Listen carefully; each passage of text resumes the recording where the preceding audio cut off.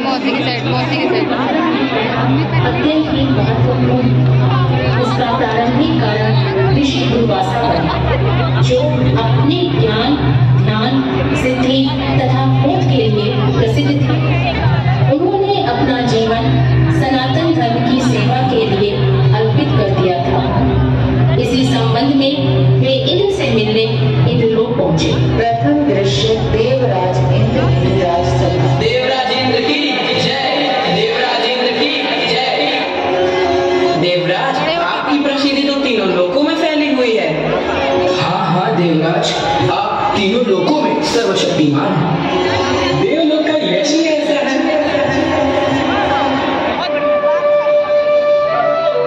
प्रणाम महर्षि, आइए, देवलोक में आपका स्वागत है।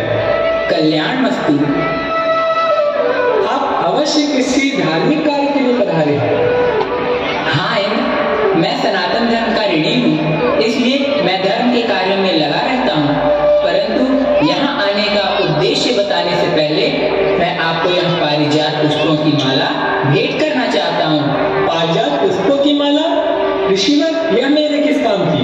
देवराज, महर्षि दुर्वासा ये पारिजात पुष्पों की माला आपको सप्रेम भेंट करना चाहते हैं। ठीक है, मुनिवर का मान रखने के लिए यह माला मैं स्वीकार कर लेता हूँ और मैं अपने ऐरावत को पहना देता हूँ।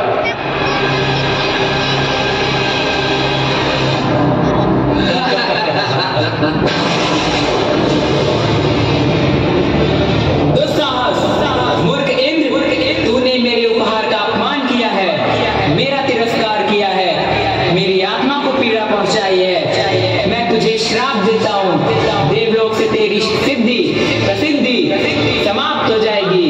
समस्त देवता श्रीहीन और शक्तिहीन हो जाएंगे। ऋषि दुर्वासा के श्राप से देवराज इंद्र चिंतित हो गए। इस श्राप से मुक्ति पाने के लिए वह काफी सोच में हैं। यह क्या हो गया देवराज? अब क्या हुआ देवराज? इसी समय देवर्षि नारद का आगमन हुआ। नारायण नारायण नारायण नारायण। आइए देवर्षि, प्रणाम। देवलोक में आपका स्वागत है।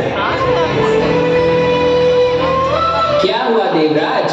काफी चिंतित लग रहे हैं।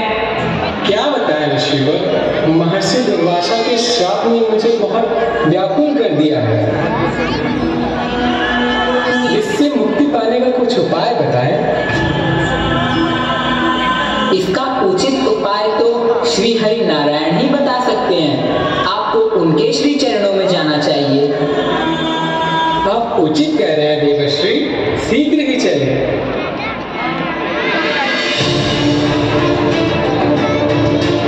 फटेगा, पर्दा गिरेगा शायद, पर्दा गिरेगा, सीन भी बदल जाएगा। दूसरा दृश्य क्षीर सागर। देव ऋषि नारद देवराज इंद्र के साथ श्री हरि से मिलने क्षीर सागर पहुंचते हैं। नारायण नारायण। प्रणाम प्रभु। कहो नारद, कैसे आना हुआ? इसका उत्तर देवराज इंद्र दे तो ज्यादा उचित होगा। त्राहिमाम भगवान त्राहिमाम, देवताओं की सहायता कीजिए, देवलोक का अस्तित्व संकट में है प्रभु। देवराज इंद्र, आपने महर्षि दुर्वासा का उपहास करके उनका अपमान किया है, इसलिए उनका श्राप उचित है। हमसे अनजाने में भूल हो गई प्रभु। इस श्राप से मुक्ति पाने का कुछ उपाय बताएं हमें। देवराज इंद्र, इस श्राप से मुक्ति पाने का तो केवल एक ही उपाय है, समुद्र मंथन। समुद्र मंथन, इसका क्या अर्थ है प्रभु? समुद्र के गर्भ में बहुत से अनमोल रत्न छुपे हुए हैं। समुद्र मंथन से वे सब बाहर आएंगे, जिसे देवता पाकर समृद्ध और शक्तिशाली हो जाएंगे। इससे क्या होगा भगवान? समुद्र मंथन से अमृत भी निकलेगा, इसे पीकर देवता अमर हो जाएंगे। यह कैसे करेंगे भगवान? यह कार्य अति दुष्कर है, इसके लिए आपको असुरराज बलि की सहायता लेनी होगी। आप सब समुद्र मंथन का प्रस्ताव लेकर असुरराज बलि के पास जाएं। जो आज्ञा प्रभु।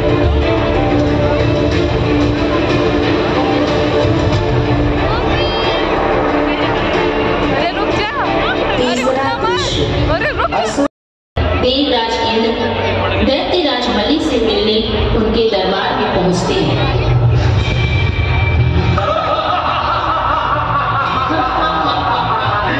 दैत्यराज, ऐसा ज्ञात होता है कि महर्षि दुर्वासा के श्राप से देवताओं की सतिया छीन हो गई।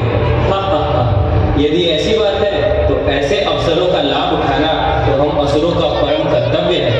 क्यों ना हम देवलोक पे आक्रमण कर उसे अपने अधिकार में ले लें। असुरराज, ऐसा प्रतीत होता है कि देवराज आपसे कोई विचार विमर्श करना चाहते हैं। संभवतः वे किसी विशेष उद्देश्य से यहाँ पधारे हैं। आइए आइए देवराज, कैसे आना हुआ? मैं यहाँ पे समुद्र मंथन का प्रस्ताव लेकर आया हूँ। समुद्र मंथन का प्रस्ताव? देवराज, अगर मैं आपकी समुद्र मंथन में सहायता करूं तो इसमें मेरा क्या लाभ? समुद्र मंथन से अमृत निकलेगा, जिसको पीकर देवता और दानव दोनों अमर हो जाएंगे। देवराज, अगर ऐसी बात है तो मैं समुद्र मंथन के लिए तैयार हूँ। उचित है असुरराज, शीघ्र ही चलें। चलिए देवराज। देवराज इंद्र और दैत्यराज बलि समुद्र मंथन के लिए समुद्र के किनारे पहुंच जाते हैं।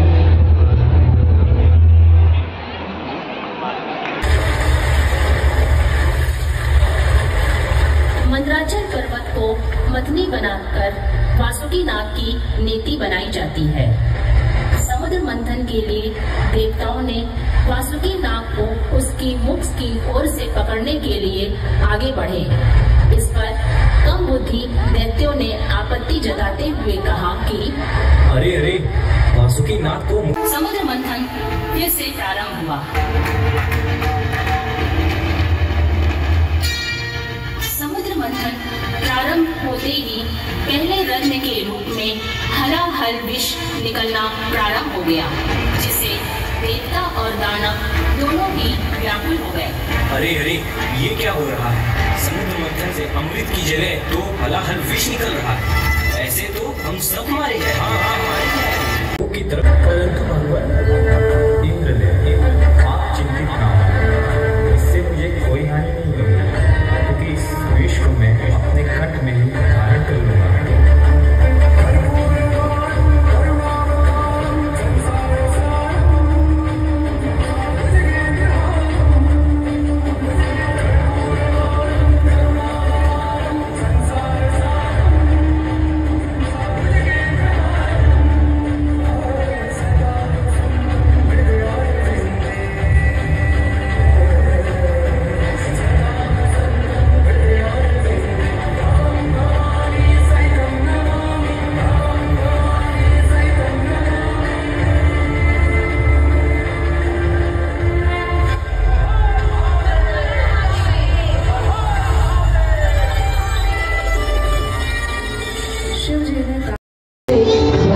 विष्णु ने धारण किया।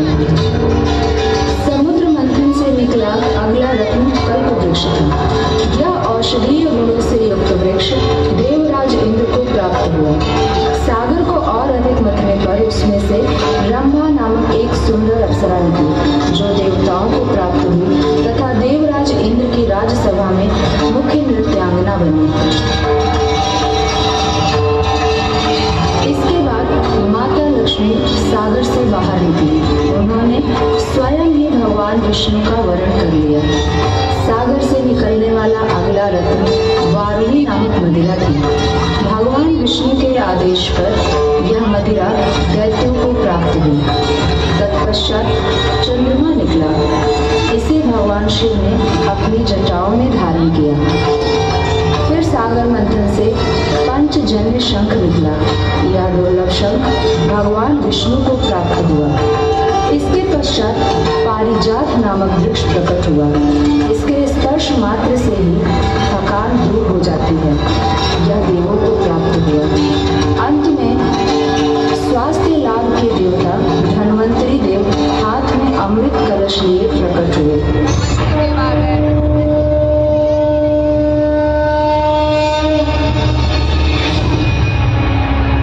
धन्वंतरी के हाथ में वह घट देखते ही दानवों ने उसे छीन लिया और उसके लिए आपस में ही लड़ने लगे।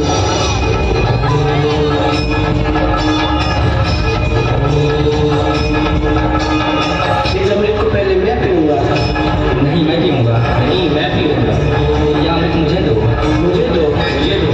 नहीं मैं पीऊंगा। असुर तो अमृत कलश के लिए आपस में ही लड़ रहे हैं।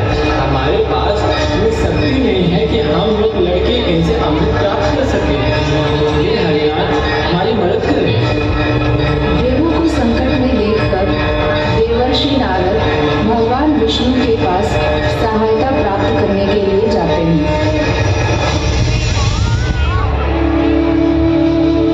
नारायण नारायण, हे नारायण, सभी राक्षसों ने अमृत कलश को छीन लिया है और उस कलश के लिए आपस में ही लड़ रहे हैं। दुर्वासा ऋषि के श्राप के कारण देवता दैत्यों से युद्ध करने में सक्षम नहीं है।